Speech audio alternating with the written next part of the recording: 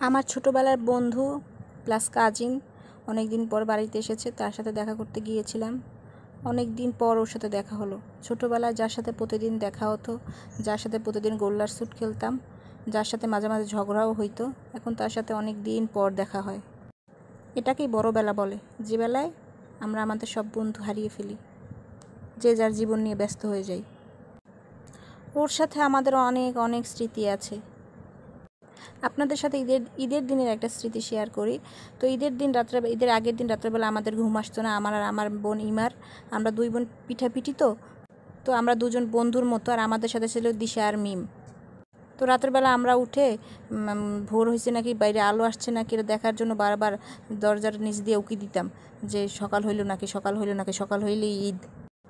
তো ভোর হওয়ার সাথে সাথে আমরা দরজা খুলে বের হইতাম। আমরা আগেই প্ল্যান করছিলাম যে আমরা সকাল সকাল উঠবো আর কি। তো মিমির খোঁজ নিতে যেই দেখি মিমও উঠছে ঘুম থেকে। মিম ঘুম থেকে উঠছে, কিন্তু দিশার খোঁজ নিয়ে দেখি দিশা ঘুম থেকে ওঠে না। এখন আমরা যাই দিশাদের, তখন কাঠের ঘর ছিল, কাঠের উপরে আমরা ধুমতারাক্কা ঢোল বাজানো শুরু করলাম দিশাকে ঘুম থেকে উঠানোর জন্য। এবং দিশার দাদি তখন বেঁচে ছিল, এখন দাদু বেঁচে নাই। সে আমাদের অনেক বড় একটা ঝাড়ি দিল। তারপরে আমরা তিনজন রাগ করে, আমি মিম আর ইমাতে রাগ করে চলে আসলাম। তারপর দিশা সকাল 10টার সময় ঘুম থেকে উঠে বলে, তো তোরা কেন আমাকে ডাকতে গেলি না সকাল সকাল, তোরা কত সকালে ঘুম থেকে উঠলি। তো এর পরের বার যখন ঈদ আসলো, তখন আমরা দিশাকে বললাম, দিশা আমরা আর তোমাকে ডাকতে যাইতে পারবো না, তুমি তাহলে আমাদের সাথে ঘুমাবা ঈদের আগের দিন রাত্রে, তাহলে আমাদের সাথে তাড়াতাড়ি উঠতে পারবা, আমরা আর তোমাদের বাড়িতে তোমাদেরকে ডাকতে যাইতে পারবো না।